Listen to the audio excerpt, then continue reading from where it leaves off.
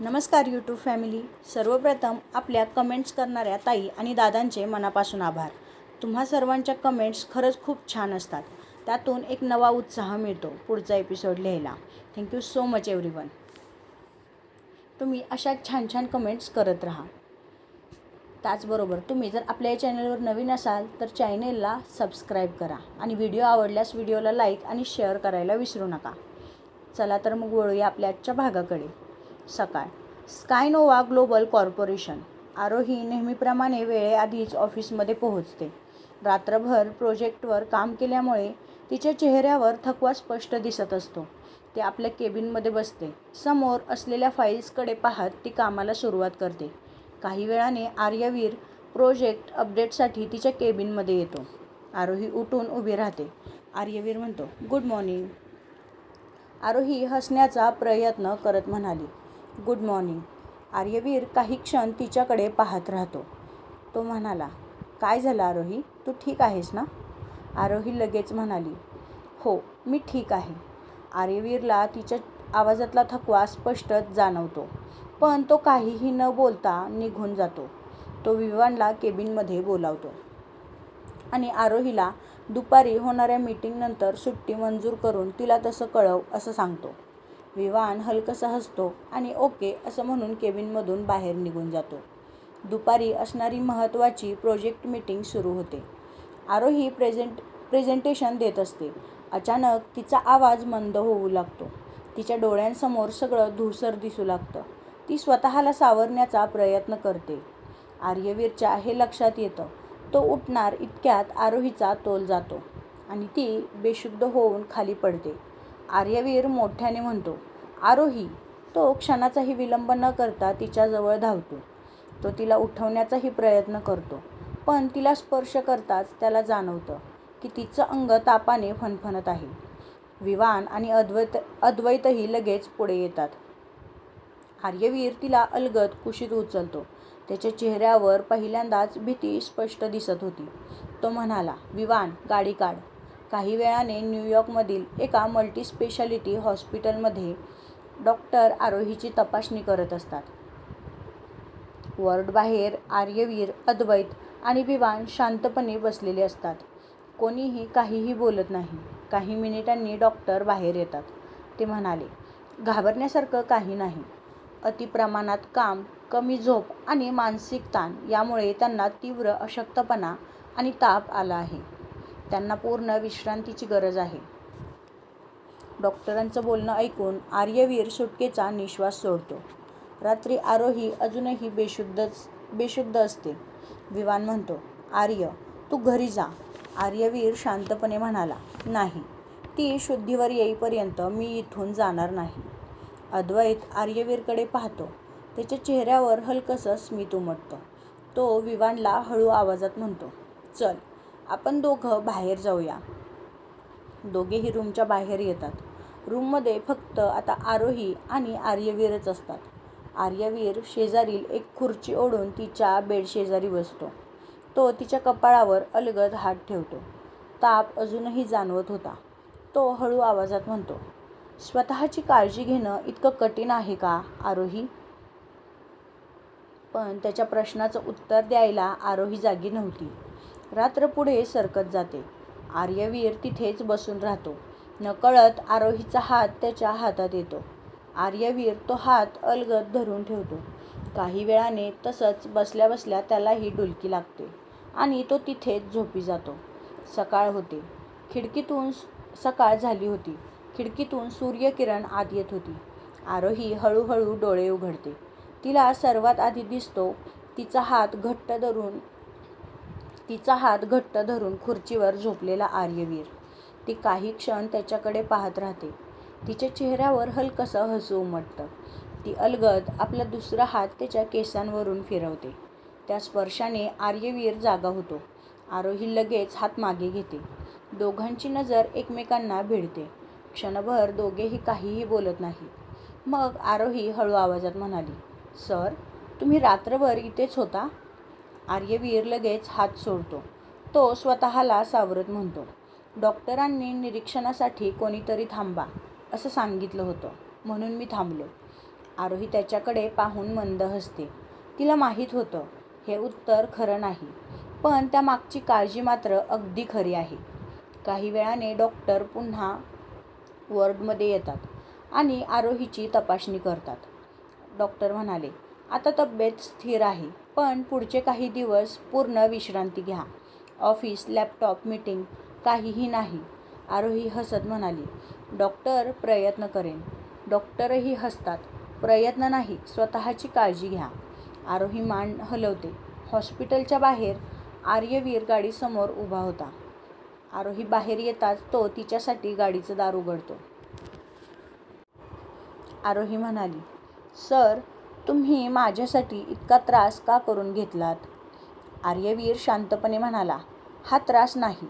ज्यांची काळजी वाटते त्यांच्यासाठी वेळ काढावा लागत नाही. हे ऐकताच आरोही काही क्षण त्याच्याकडे पाहत राहते. आर्यवीरला आपल्या शब्दांची जाणीव होते आणि तो लगेच विषय बदलतो.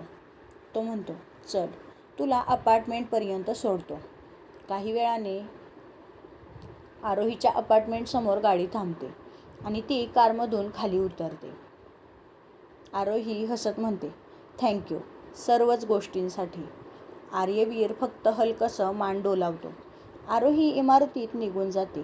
ती आत जाईपर्यंत आर्यवीर मात्र तिथेच उभा होता. ती दिसेनाशी होताच तो एक दीर्घ श्वास घेतो. दुपारची वेळ होती. मॅनहॅटनमधील एक शांत कॅफे. अद्वैत आधीच एका टेबलावर बसलेला असतो. आर्यवीर येऊन त्याच्या शेजारी बसतो. दोघांमध्ये काही क्षण शांतता असते. वेटर कॉफी ठेवून निघून जातो. अद्वैत कॉफीचा एक घोट घेत म्हणतो, काल रात्री तू 1 मिनिटही हॉस्पिटलमधून हलला नाहीस. आर्यवीर काहीही बोलत नाही. अद्वैत पुन्हा म्हणतो, आर्य, मी तुला लहानपणापासून ओळखतो. बिझनेसचं नुकसान झालं तेव्हाही तू इतका घाबरलेला नव्हतास. पण काल जेव्हा आरोही बेशुद्ध पडली तेव्हा तुझ्या डोळ्यात भीती होती. आर्यवीर शांत बसलेला असतो. अद्वैत त्याच्याकडे पाहत म्हणतो, ती भीती कंपनीसाठी नव्हती. ती एका व्यक्तीला गमावण्याची भीती होती. आर्यवीर डोळे मिटतो. काही क्षणानंतर तो हळू आवाजात म्हणतो, मी स्वतःपासूनच पळत होतो. अद्वैत शांतपणे ऐकत राहतो. तो पुढे म्हणाला, पहिल्याच दिवशी ती माझ्यावर रागवली. तरीही तिचं ते धाडस मला आवडलं. नंतर तिचा प्रामाणिकपणा, तिची मेहनत, तिचं हसणं. तो हलकंसं हसतो. कधी ती माझ्या आयुष्याचा भाग झाली मला कळलंच नाही. काही क्षण शांतता पसरते. मग आर्यवीर पहिल्यांदाच आपल्या मनातलं सत्य शब्दात मांडतो. हो अद्वैत, मी आरोहीवर प्रेम करतो आणि काल हॉस्पिटलमध्ये तिचा हातात धरून बसलो होतो. कारण तेव्हा मला जाणवलं, ती नसण्याची कल्पनाही मला सहन होत नाही. अद्वैतच्या चेहऱ्यावर समाधानाचं हसू उमटतं. तो म्हणतो, हेच ऐकायचं होतं. आता एकच काम बाकी आहे. आर्यवीर त्याच्याकडे पाहतो.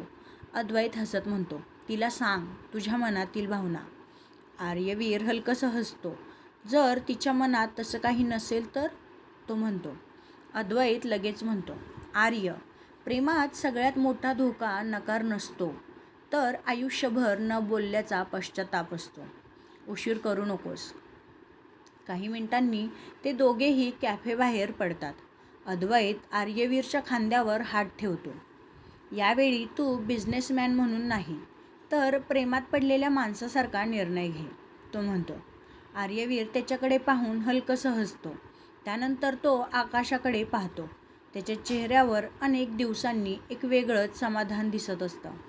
त्याने अखेर स्वतःच्या मनातलं सत्य स्वीकारलेलं होतं. पुढचे 2 दिवस तो ऑफिसमध्ये खूपच अस्वस्थ होता. कारण त्याला सतत आरोहीची काळजी वाटत होती. 3 दिवसांनी डॉक्टरांनी दिलेल्या विश्रांतीनंतर आरोही पुन्हा ऑफिसमध्ये येते. रिसेप्शनपासून तिच्या केबिनपर्यंत प्रत्येकजण तिची आपुलकीने विचारपूस करत असतो. विवान हसत म्हणाला, welcome back miss project lead. आरोहीही हसत म्हणाली, थँक्यू. तेवढ्यात आर्यवीर आपल्या केबिनमधून बाहेर येतो. दोघांची नजर एकमेकांना भिडते. तिला व्यवस्थित पाहताच आर्यवीरच्या चेहऱ्यावर एक समाधानाचं हसू उमटतं. काही क्षण दोघेही फक्त एकमेकांकडे पाहत राहतात. आर्यवीर शांतपणे विचारतो, हाव आर यू नाव? आरोही हसून म्हणाली, आता बरं वाटतंय. आर्यवीर लगेच म्हणाला, गुड. एवढंच बोलून तो आपल्या केबिनमध्ये निघून जातो. आरोहीच्या चेहऱ्यावर हलकंसं हसू उमटतं. संध्याकाळ झाली होती. ऑफिसचं काम संपत आलेलं असतं. आरोही आपला लॅपटॉप बंद करत असते. तेवढ्यात तिच्या मोबाईलवर एक मेसेज येतो. आर्यवीर, ऑफिसच्या खाली ये, मला तुझ्याशी थोडं बोलायचं आहे. काही मिनिटांनी आरोही खाली येते. आर्यवीर गाडीजवळ उभा असतो. आरोही म्हणाली, सर, काही महत्त्वाचं काम आहे का? आर्यवीर तिच्याकडे पाहून म्हणाला, हो, पण हे काम ऑफिसचं नाही.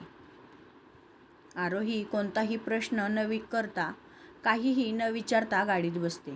काही वेळाने गाडी न्यूयॉर्कमधील एका सुंदर रूफटॉप गार्डनमध्ये येऊन थांबते. समोर संपूर्ण शहर दिव्यांनी उजळलेलं होतं. थंडगार वारा वाहत असतो. आजूबाजूला शांतता, ना मोठी सजावट ना कोणताही दिखाऊपणा. फक्त दोन माणसं आणि त्यांच्या मनात साचलेले शब्द. दोघेही रेलिंगजवळ येऊन उभे राहतात.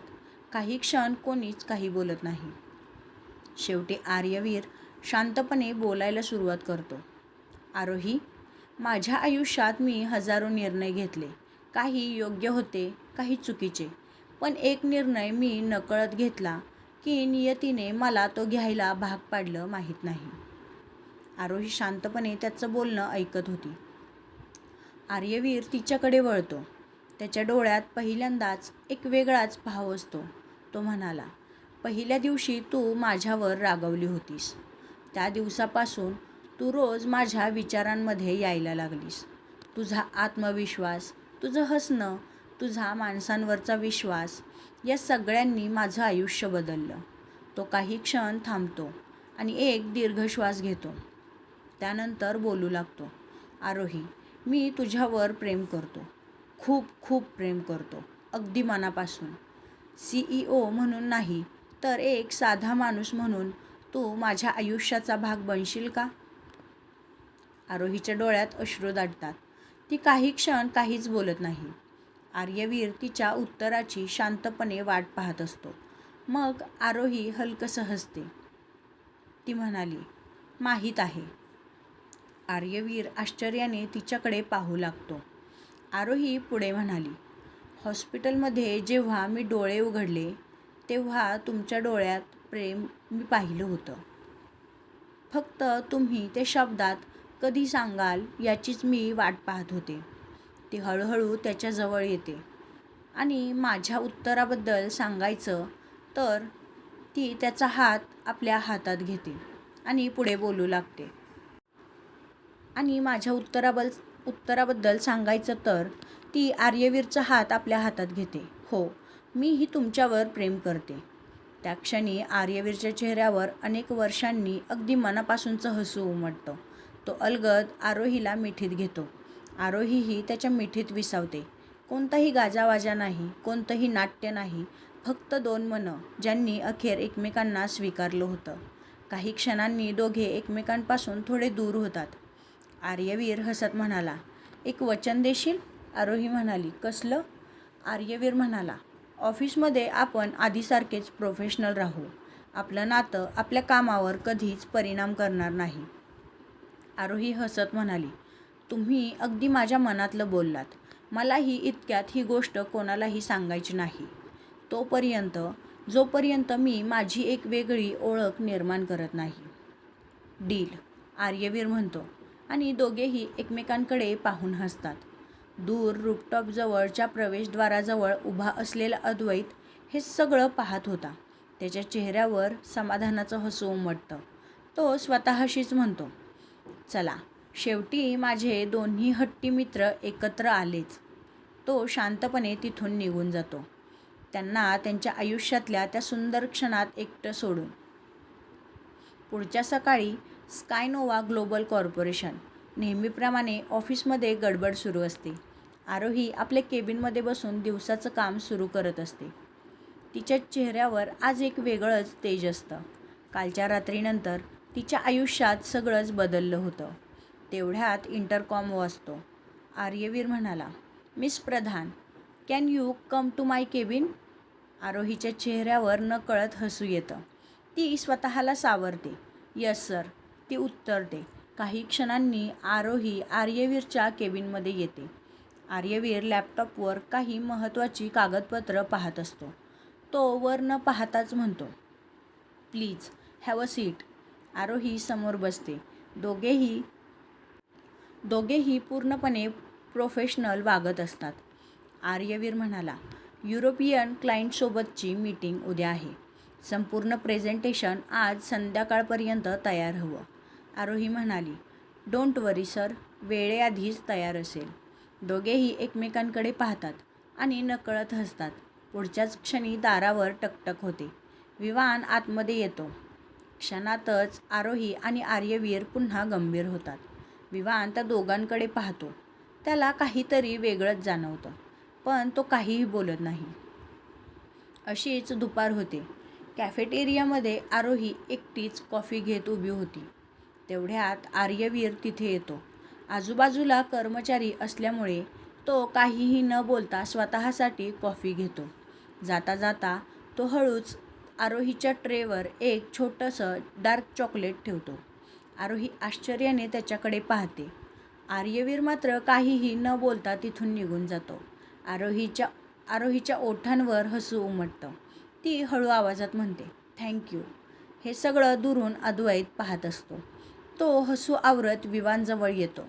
अद्वैत म्हणतो, आपल्या आर्यला आजकाल चॉकलेट खूपच आवडायला लागले वाटतं. विवान गोंधळून म्हणतो, का? अद्वैत फक्त हसतो. काही नाही, वेळ आल्यावर समजेल, तो म्हणतो. त्या संध्याकाळी प्रेझेंटेशनचं काम पूर्ण होतं. आरोही फाईल घेऊन आर्यवीरच्या केबिनमध्ये येते.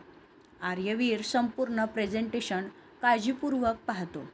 त्यानंतर तो फाईल बंद करतो आणि म्हणतो, एक्सलंट वर्क. आरोही हसत म्हणाली, थँक्यू सर. आर्यवीर हळू आवाजात म्हणतो, ऑफिसमध्ये सर ठीक आहे, पण ऑफिसच्या बाहेर? आरोही त्याच्याकडे पाहून हलकंसं हसते. तीही हळू आवाजात म्हणाली, आर्य. पहिल्यांदाच तिने त्याला नावाने हाक मारलेली असते. आर्यवीर काही क्षण तिच्याकडेच पाहत राहतो. त्याच्या चेहऱ्यावरचं हसू लपून राहत नाही. तेवढ्यात दारावर पुन्हा टकटक होते. अद्वैत आतमध्ये येतो. दोघेही लगेच पुन्हा कामात असल्यासारखे वागू लागतात. अद्वैत त्या दोघांकडे पाहून हसतो. तो म्हणतो, रिलॅक्स, मी चुकीच्या वेळी आलो नाही. आर्यवीर लगेच म्हणतो, काही काम होतं? अद्वैत टेबलावर एक फाईल ठेवतो. तो म्हणतो, उद्याच्या क्लायंट मीटिंगचे फायनल कागद. त्यानंतर तो बाहेर जायला वळतो. बाहेर पडताना तो थांबतो आणि आरोहीकडे पाहून म्हणतो, हसत राहा. तुझ्या चेहऱ्यावरचं हे हसू संपूर्ण ऑफिसचं वातावरण बदलतं. आरोही देखील हसते. रात्रीची वेळ होती. ऑफिसच्या पार्किंगमध्ये दोघेही वेगवेगळ्या दिशेने चालत येतात. आजूबाजूला कोणीच नसतं. आर्यवीर हळूच म्हणतो, काय आजचा दिवस कसा गेला? आरोही म्हणाली, काम खूप होतं, पण मन मात्र खूपच शांत होतं. आर्यवीर हलकंसं हसतो आणि म्हणतो, कारण आता तू एकटी नाहीस. आरोही त्याचा हात हलकेच हातात घेते आणि ती म्हणते, तुम्हीसुद्धा. दोघेही काही क्षण तसेच उभे राहतात.